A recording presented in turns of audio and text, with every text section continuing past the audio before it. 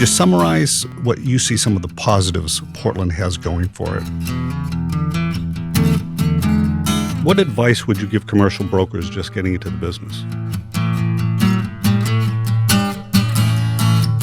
For the next 10 to 20 years, what do you see happening to commercial real estate here in Maine? We'd like to welcome our listeners to the Boulos Beat podcast. I'm your host, Greg Boulos. The Boulos Company is Northern New England's largest commercial real estate services firm with offices in Portland, Maine and Portsmouth, New Hampshire. We've been selling and leasing real estate in Maine and New Hampshire since 1975. This is a series providing insight into Maine's real estate movers and shakers.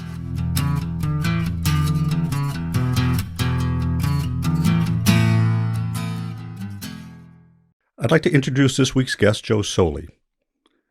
As far as I can tell, based on information I've researched, and you tell me if this isn't correct, Joe, but you were born in 1931 in New York City, son of Max, who was a doctor, and Sandy, who was an English teacher.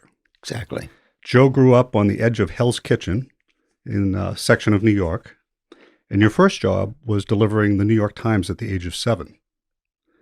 You moved to Baltimore at the age of 17. And then in 1953, you went into the U.S. Coast Guard. And in the same year, you married Barbara Berman, and you have 4 children, Richard, Tim, David, and Jack. Right. You were educated at Johns Hopkins University, graduated in 1953. Johns Hopkins. They're very special. Right.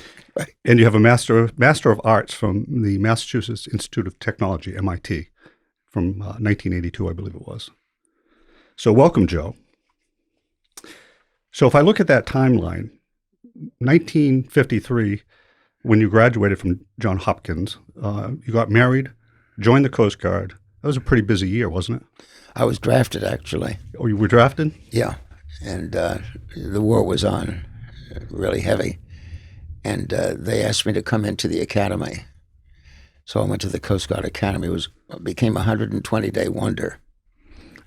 But about 2 or 3 days before we were issued our final commission, they said, because you've gotten through this and it was tough to go through, you have to stay in 4 more years. And at that point I said, look, I'm drafted, I'll serve right to the duration of the war, which was hot and heavy, but I don't want to be committed to 4 more years afterwards. So I bugged out. 80 more people in the service did the same thing. Of which they accused me of being the ringleader, which I probably was because I was firm about it. And we all went into whatever they wanted to do, and they put me on a destroyer. And it was a tough service, but it was worthwhile and important. And were you in Korea at all, or was it along the coast? They said, where would you like to get to? I said, Japan. I never saw Japan. And the cutter that I was on could never make it. It was a DDE that the Navy took over. Because of submarine warfare, we had a Navy commander, came on board, a guy named Scalabrini, and he was tough. So we had to repaint the ship with camouflage colors, no more white ships. And we had to work 9 to 5. It was a total thing. You work 8, you're down 4, 8 and 4 right around the clock. So I still can't sleep more than 4 hours because you got those valuable 4 hours, and then you have tough 8, and you could be doing anything. But that's the way the Navy works. And the Coast Guard is much more relaxed. Yeah. So if I ever go back again, for a little over 2 years, yeah. So, Joe, how'd you go from serving in the Coast Guard to buying investment properties? How'd you get your start in real estate and where? I ended up in Baltimore because I was married in Baltimore and I had been living there. I went through Johns Hopkins and I graduated the same year, in 53, from Johns Hopkins. And I love Baltimore because I worked my way through Johns Hopkins. I had no scholarship or anything. I was pouring concrete and building. And 11 million guys got honorable discharges like I did. So after we took a tour, Barbara and I took the what you call the money when you get your honorable discharge. They give you a few $1,000s. We went all over the world, and I came back to no job at all. So Barbara had a wonderful job because she was a psychiatric social worker, and we were hell-bent on having children. So I just got to work, and just luckily things worked out. I started building at night and daytime, poured concrete. We got wonderful contracts. I contacted Black & Decker. We did all of Black & Decker's work, for instance, Armstrong Cork, Life magazine, just a number of people who are situated in Baltimore. And through just hard work, we built up a great crew of 300 people. So you really started from nothing. Well, completely nothing. I had no gifts or anything. But the whole city started from nothing because that city was on a real expansion mode. So I just went with it. It was a post-war expansion that was magnificent. And Baltimore became a city to really take notice from a city that was pretty droll and unhappy before. And when I left Baltimore, it was at the top of its keen time. It was 1 million population or close to 1 million. Now I understand it's been let down. Yes. But that was part of because I left, of course. That's the reason, I'm sure. Of course. Absolutely. Of course. Now, on the ride over here, we were talking about former Vice President Spiro Agnew, who was at one point before that, he was the governor of Maryland. But you knew him. Very, very well. Yeah, Ted was a very good speaker, and he was also head of the PTA before that. And when he was head of the PTA, that was a position in Portland, and in Baltimore, excuse me. I go back and forth from Baltimore to Portland, mistake. And he spoke for us at the zoning hearings because with all the buildings that we built, we had to get appropriate zoning. And he was a magnificent speaker, did a very good job for us. We fed him lines, we worked things out. He was a very amiable guy, very friendly, very sincere, appearing, and so forth. But of course, when he fell in bed with Nixon, other things developed, not happy things, as you well know. And did you stay friendly with him during his time in when he was with Nixon? Well, we part of that time, but we were not very friendly with Nixon, obviously. Yeah. And that put a real crunch on things. But he really went overboard with Nixon, unfortunately, and he got in trouble, of course, and he had to resign and under fire, which was sad. Yeah, I remember it well. Yeah, it was real sad. Joe, sadly, your wife, Barbara, after giving birth to 4 kids, 4 sons, died at the age of 32 or 33? 33 yeah, of 33. cancer. And I'm just wondering, how did you raise 4 boys and also have your career be so successful? It was hard work. She was very helpful to me as well as having a full-time job. And she really worked. We would just work together real hard. But somehow raising 4 boys together is a lot easier than a single child, I think, because the boys all pitched in and they still do.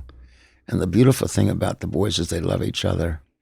And I was always telling them that I'm expendable because I acted as mother and father for them. And I said, you're very, very fortunate because you all get along well. And to this day, they're just terrific. In fact, Richard, my tallest, he's 6'8", second son, he built a house for all of us. He's all over the world, and he built a house for us about 2 hours south of Santiago, Chile. And we go back down there frequently. In fact, we're going there in a few months again.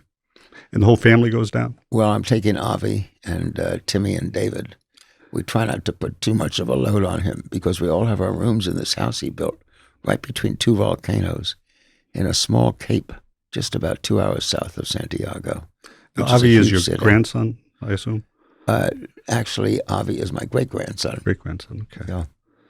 And I know you are close with your sons because I think every Friday, don't you get together for lunch? We do. That started in Baltimore. We started having Friday lunches in Baltimore, and the boys decided to continue it up here. And that's really nice. But it's more than that. We pretty much talk with each other at least every day or every other day. Now, I know that all the sons are very successful in their own right. And I know, of course, Tim Soley, your son Tim, owns a lot of real estate in Portland. Did you ever compete with each other? No, actually, it's pretty much all of us are involved in it. Because East Brown Cow is not just Tim alone. Like Tim headed up the projects for the hotel on 4th Street. The Hyatt. Hyatt. And Tim headed that project with some helpers and so forth. But he got deeply involved in the hotel. But it came from all of us. And it's owned in a large degree, in small and large degrees, by all of us, even including the little 2.5-year-older. So it's a family enterprise, but each in the family has a different contribution. David, because I think he's a phenomenal lawyer, an appeals lawyer more than anything else. He can see things that we can't necessarily from a lawyer's viewpoint. Richard sees them from a more dramatic viewpoint because while he was at MIT, they developed AI. So he tries Artificial intelligence. Yeah, so he tries to get us as mechanized as possible, you might say. And he really does a wonderful job there. Timmy likes to be in a leadership role on different projects, and he heads up that particular one. And now he's going further because we hope to build a tall building on site there. That's right at Canal Plaza in the Right at parking Canal lot to the Plaza. rear of the garage, correct? Right. Because Right. we're a tenant of Tim's. On the Boulos fifth Company floor. is a Yeah, tenant of Tim's. fifth floor is yours, at pretty Canal much. Plaza. Right. What's the plan for that tall building? Is it going to be residential, and how many stories? Hotel. It'll be over 20 stories if it's approved and accepted. And we have credits from the lower buildings to use from that. We can use our credits on Exchange Street and Canal Plaza and other credits, and I think we have enough credits to do it. But it'll still take some zoning maneuvering because I'm trying to see that the land isn't destroyed the way it's been going, because right now we're flooding the land with no areas of breath or air. There's no room for grass or trees. Right. Typical example of that is what's happening. We just passed it. You and I just passed the former lumber yard. Oh, Deering Lumber on Commercial Street. Lumber, and that's getting crowded with the condos there and the hotel coming, of course. The hotel owns that northern part of that section there. And there's just no breath anymore. Whereas if we went up in the air with thin, tall towers, you'd have the chance to have a much more interesting city where air could flow free and you'd have some grass and trees and it'd make it much more colorful. We're still not a major American city. We're a contributory city. We're a suburb of Boston, so to speak. Mm-hmm. And it would be nice to see a little more air and freedom here.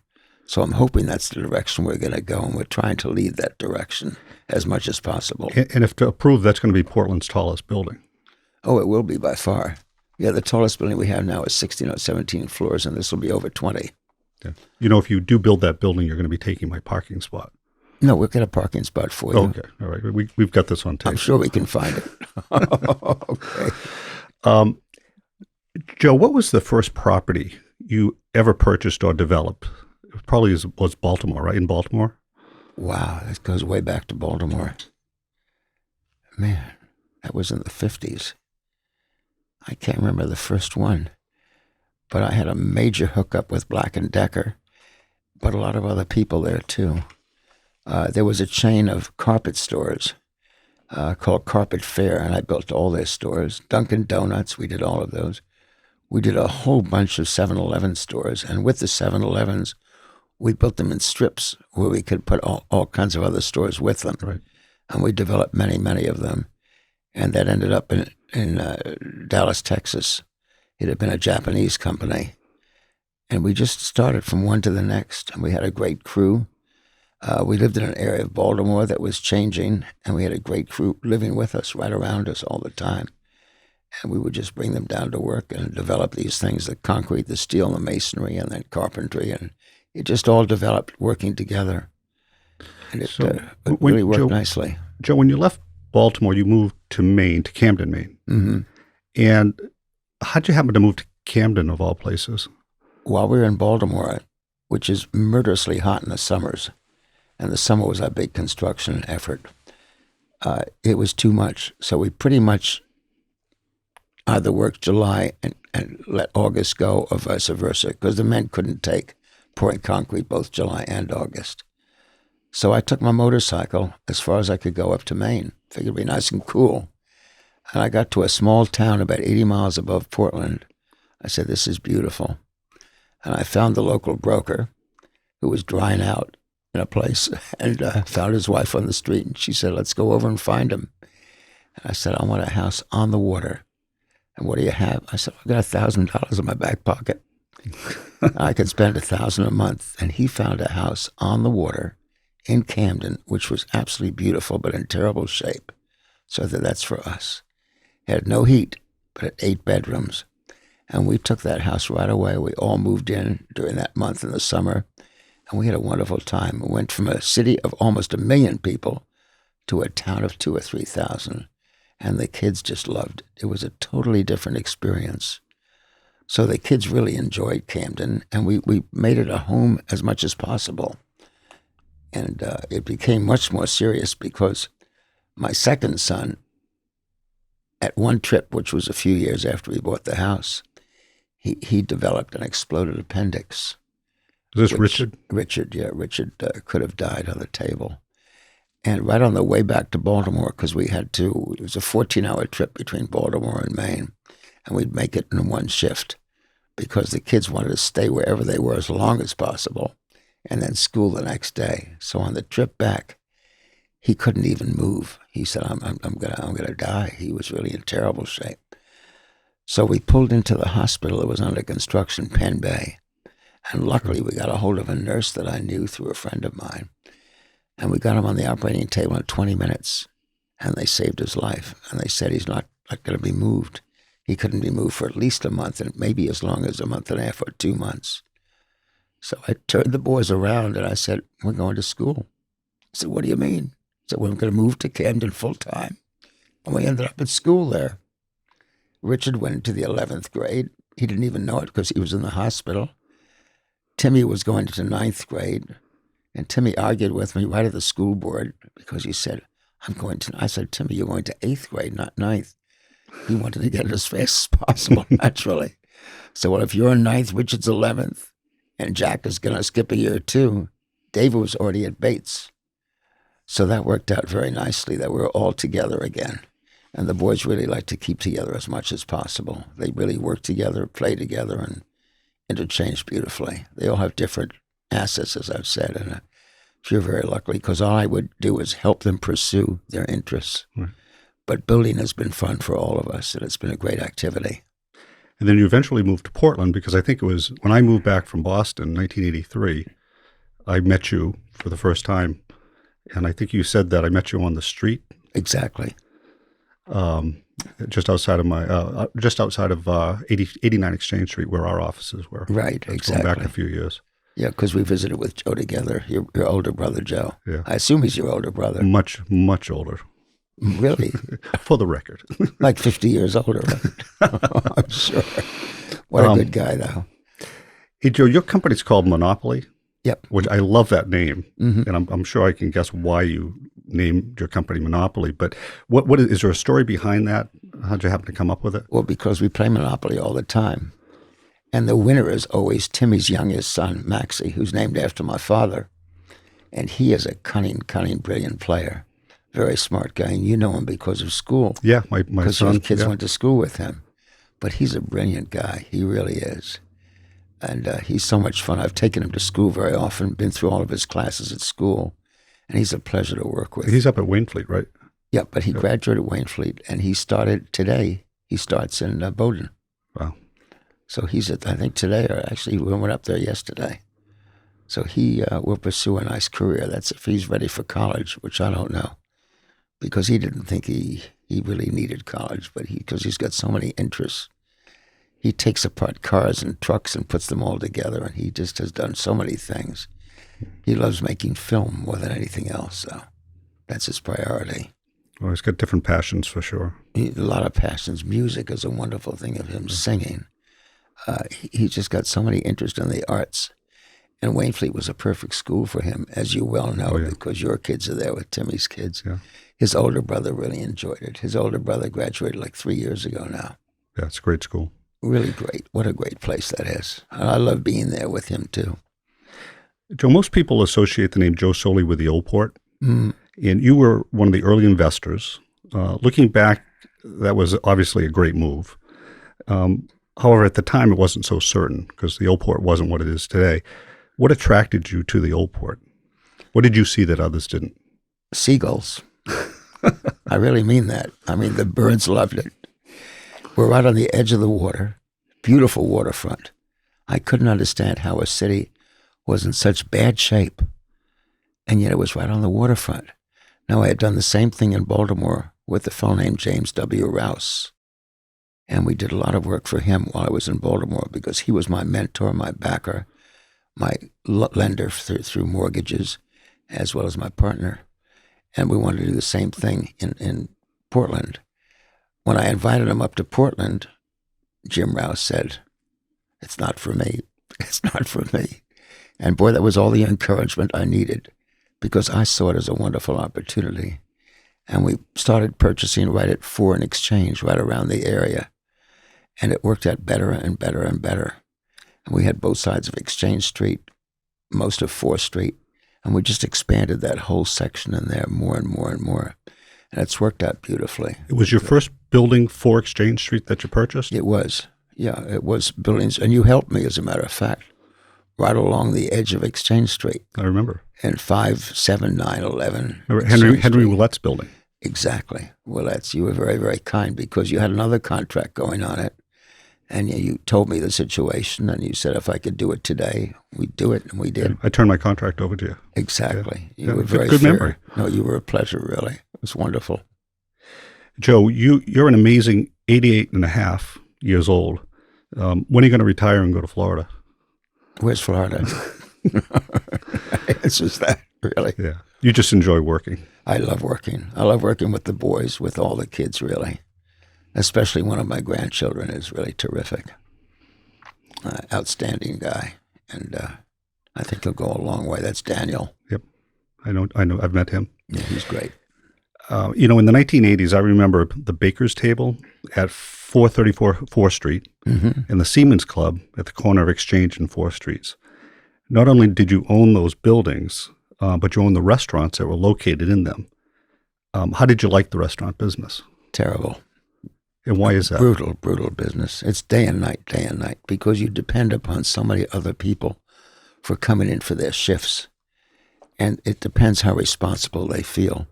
For instance, the Seamen's Club, we worked around the clock. It worked out beautifully, but we had 62 people on the payroll, and that was a little bit excessive. At Baker's Table, we had a much smaller payroll because people would pick up their own food at the counter, so it was a different type of operation. But while we did that, we also built many other small restaurants and bars, and the combination of having so many at once was too much. And did you say you had something like 43 or 44 bars you've built or owned? Well, I call them restaurants and bars, but the best one is Blythe and Burroughs, which is our 43rd. Right. And that's worked out beautifully. But we learn each time. We make mistakes on them and grow from them and try to improve them at each occasion. And Blythe, I think, has worked out really beautifully.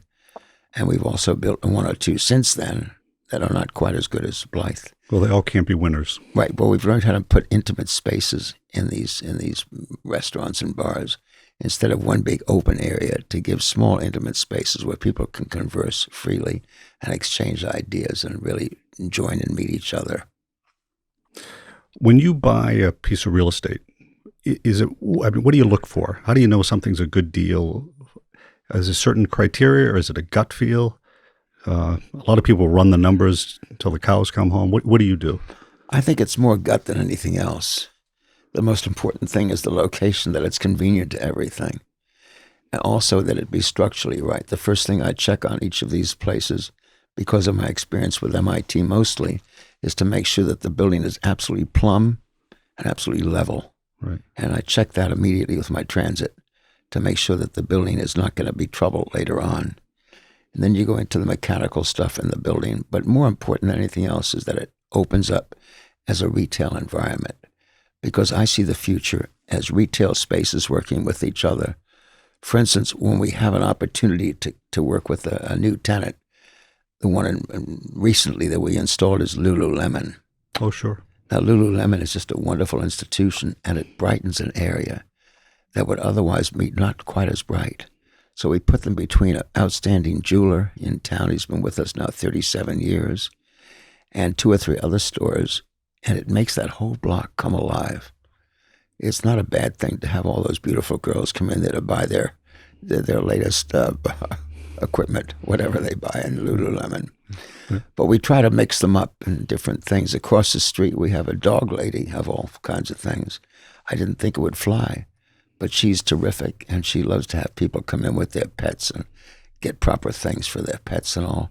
Plus, Be Good is in that location, and a lot of other things, and it works out very nicely to have we have Toco in that area and a lot of other stores.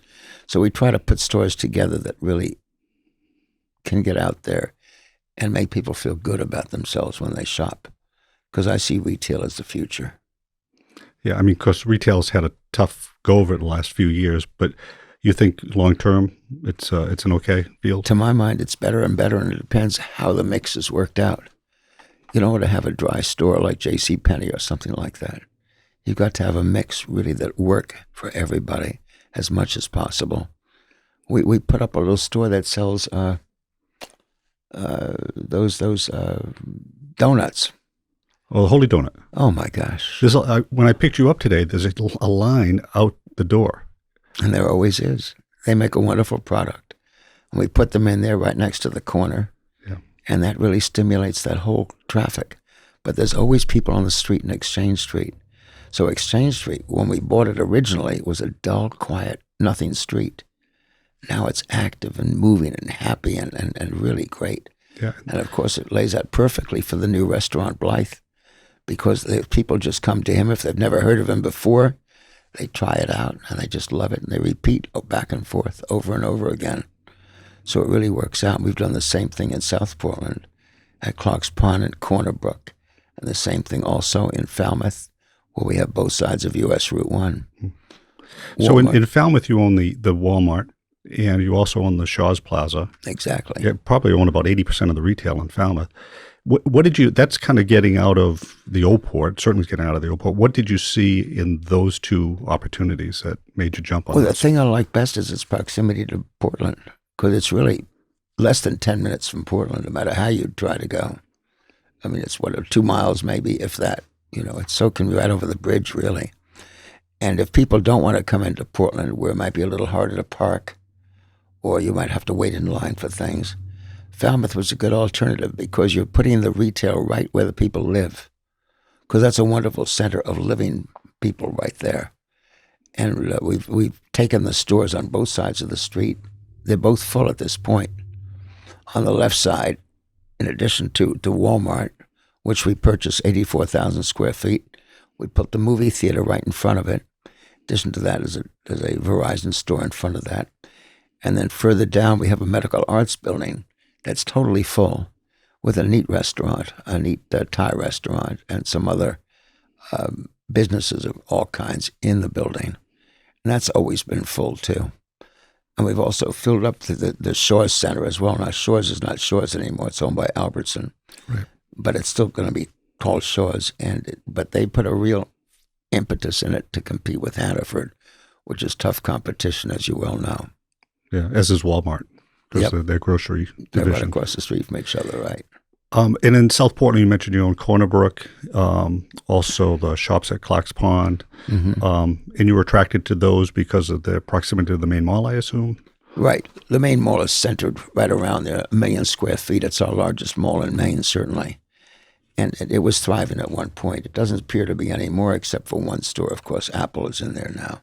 Apple's the new anchor, it seems like. Which is the anchor. It is. But Apple's not going to be staying there, clearly. Apple has no future there. I don't know where they're going to be going. But in the next few years, I'm sure we'll find them in a much more interesting location, you might say. A little more accessible.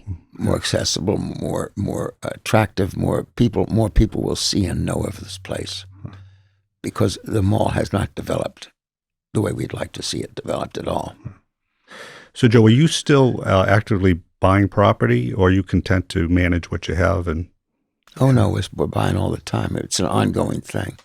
There's no way you can stop once you're rolling in this thing. You have to be very, very judicious and careful. And you have to either improve your properties or sell off a property if it's not working out. And certainly add on other properties, because you've got a great property for sale right at the entrance to Clark's Pond. Oh, the G.H. Bass building. When we hope to proceed happily on that with you all. Well, we'll be happy to sign a contract right after this interview. How's that? We'll be happy to do it. I think I have it with me. Hey, Joe, we've been in an economic expansion, the United States and Portland in particular, for the past 10 years. And many investors have gotten into the market during this period of time, and they've never seen a downturn. Any guess on how long before the next recession hits, and does that concern you? It concerns me a lot. The fact that the rates, like I watch the 5-year rate more than the 10 or the 2, the 5-year rate right now is 1.3%, and it's going down. That, coupled with the fact that mortgage applications this week have down 6.2%. is what frightens me, because people are thinking that rates will go even lower and that it's an indication of a weaker economy, which it might very well be. I don't know the answer to that. But it is scary the way things are going. It's wonderful for building expansion. At the same time, it must be telling a different story, which I'm not smart enough to figure out, but it's not a story of health. It's a story of weakness. And it really does worry me very, very much. I mean, you've seen, and I've seen at least 3 major corrections over the years. And I'm just wondering, have you had any properties that you wish you didn't buy, or I'm sure they weren't all winners, although they appear to be. Any horror stories? Wow. I've got one little piece of Clark's Pond, which is not working out too well. It's the one at the eastern half of it, eastern quadrant. But we'll get that worked out, I hope. Is that where the restaurant was? Yeah. The Tilted Kilt? Tilted Kilt, yeah. It could be much, much better. And we're just letting them stay open as long as we can, and as long as they can.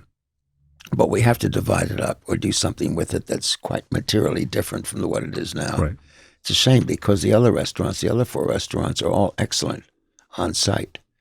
But Tilted Kilt, that concept just doesn't seem to work as it once did years ago. And that's a big restaurant, too. Most restaurants are quite a bit smaller than that now. 9,000 square feet. So that's why breaking it up might be a serious option, which is costly to do, but looks like it might be necessary. You know, getting off real estate just for a second, Sure. I bet most people don't realize you're an avid art collector. And I read somewhere that you had 4 very valuable paintings stolen. And I wonder if you could talk a little bit about that and what happened there. I had 6 paintings stolen. I was living in Monument Square at the time. And they broke in, didn't know exactly where they were. They'd heard about them, I guess. They came in the back, hit every floor in the 5 or 6 story building, got to my floor, and escaped with 6 of my favorite paintings. And I called the FBI right away, and they wanted to put out all kinds of noise to attract them. And I said that I can't work that way. The Gardner Museum had been plundered already, and none of the paintings were returned. I said, if you make noise about those paintings, they're going to push them underground. We'll never see them. So we kept it quiet, but I promulgated pictures of the paintings to everywhere we could sensibly work out. The museum, the local museum, with the help of the FBI, was able to take copies of these paintings and to really promulgate these wonderful paintings at all kinds of places. So the next we heard about one that was offered to a house in California. And right away, one of the agents worked out, talked with the source, and made deliberate decisions that would snare the thief. At the same time, we heard about a green Mercedes that crossed over into Texas. And there aren't many green Mercedes around, light green Mercedes. So through a lot of work, we figured out who it is, how it is. We captured him too. And one by one, we put them all together.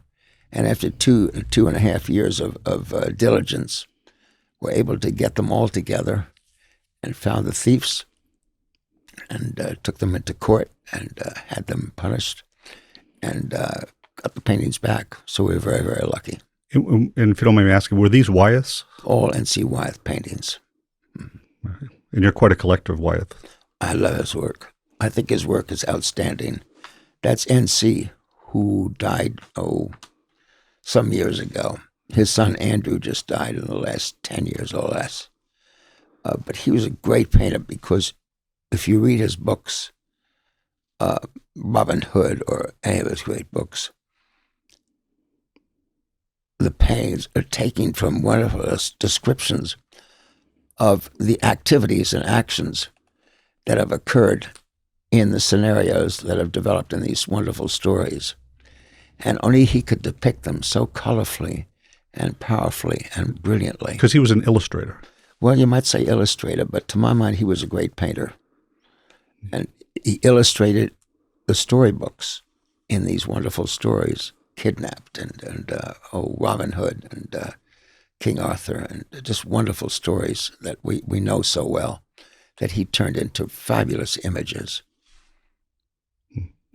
Joe, of all the deals you've looked at over the years, I'm sure you've passed on some properties you didn't buy. Any that come to mind that you say, geez, I wish I'd bought that, but I didn't? Wow. I guess the property that I like best downtown is the one with the open elevator in the center section. That's the center. What do you call that property? Oh, One City Center. One City Center. That's my favorite property of the downtown buildings. Right. And at some time I would love to operate that property. And I would operate it quite a bit differently from the way it's operated. But I think it could be a very colorful and special property. Yeah, it's unique to Portland for sure. It is, definitely. And I think it's years ahead of the older office buildings that we've worked with for years. Joe, looking into your crystal ball for the next 10 to 20 years, what do you see happening to commercial real estate in the greater Portland area? Well, I think we're going to go through some rough times in something probably less than a year. And I think the low rates portend some weaknesses in different places. I think the banks are having a particularly rough time because they have to work on a sufficient edge to keep them solvent. Well, their margins are getting squeezed. Margins are really getting squeezed badly. They used to be about 3 points. They're probably more like a 1.5 right now. And even those are being squeezed. And they want to put money out and keep the place moving and active and affluent. But it's really serious that they haven't been able to move more efficiently, to narrow their own scopes down, and to work in a sphere that would keep the better locations and the better properties getting stronger and letting the weaker ones probably go. And Portland seems to be overbanked. I mean, there's a ton of banks. Definitely. And if you're looking to borrow money, you've got many options. I'm not sure why that is, but certainly it works to the advantage of folks like yourself who are in the market for commercial lending. It's a rare opportunity. I never expected rates to be this low. I mean, when you look at 30-year rates at 1.9 and 10-year rates at 1.4, it's really crazy. And then the 5 at 1.3. I mean, this is amazing. I've never seen that. When I started off, everybody paid 6%. Unless you were somebody of a very, very strong nature, General Motors, and they were paying 5%. And that was it. You got no breaks. We went through a rough period there where they shot up, as you well know. But unfortunately, I don't think we've recovered fully from the recession of the 08 and 09 period. I think it's more like a bright bulb that it glows and it gets bright before it dies. And I think we're at that point now where prices are so high and the bulb is so bright, and then whoosh, I see an unfortunate flicker off. And it happens quickly, doesn't it? Yeah, real quickly before we even know it. But if we're conscious of this, we can do something about it. Right. We can really prepare ourselves. And I find that my best opportunity is the stock market and to pay mortgages off quickly. I've invested in the stock market, but I have to be so disciplined, and I only can buy the monopoly stocks. Right. The stocks like Nike, that has over 80% of the market in their own field, or Diageo, that seems to have most of the world's liquor. Yeah, always going to be a demand for that. Absolutely. Regarding Portland, what do you see as Portland's greatest strengths? What's it got going for it that you see? I see the waterfront. I always do. I think the waterfront is amazing, and I'd like to see that develop more and more actively. It's unfortunate that it hasn't been developed as actively as it could be, but I think restaurants taking advantage of it, and also restaurants that are more casual and are more reasonable, because the last throng of restaurants that have quit not because they're bad restaurants, but because they're priced out of the market And people seem to go into the more expensive ones that are a little fancier and a little bit more, Right. I don't know. They have a little bit stranger and different foods and charge a little bit more. I'd like to see more median price items. I think a city like Rockland, where we do a lot of work also, is a real growth city because there the restaurants are not pricing themselves out of the market. We've built quite a bit there, and we hope to build a lot more in Rockland. I see that as a real opportunity city. That city's really turned around. I mean, from back in the day when they had the sardine factory right there on the edge of the waterfront, and I mean, it's quite the city now. It's terrific. It really is great. I mean, people are working. They're busy. The main street is active. There's walking. It feels more like Exchange Street than anything else, where there's never a slow time. Day and night, people are walking up and down that street. And the restaurants, no matter where you go, are not unreasonable. They don't price themselves out of the market. But in Portland, the pricey ones, I think, are an unfortunate part of it. Not that we haven't participated in it to some degree, we have. But I see that as a limited future. So we've talked about Portland's strength. You said the waterfront. What are some of the hindrances to Portland's continued growth? Well, the biggest damaging factor, unfortunately, is political, because we have a very bright and honest mayor. I adore him personally. Ethan Strimley. He's a special, special human being. He really is. He goes a little bit too far out at times. Now he's learning to bring himself in more together, but he's pretty much in conflict with our city manager, who also is a very bright, honest, excellent man. It's a shame it feels more like John Jennings. Yeah, Jennings does an excellent job. But what feels more like our national situation, where the two houses fight continually, and they don't seem to work out a way that they can work together. If they did, in Portland, Portland's economy would zoom. To get a building permit here, a building permit is ridiculous. I mean, it can take a year to get a simple building permit because it goes through so many channels and it's held up and delayed for unnecessarily.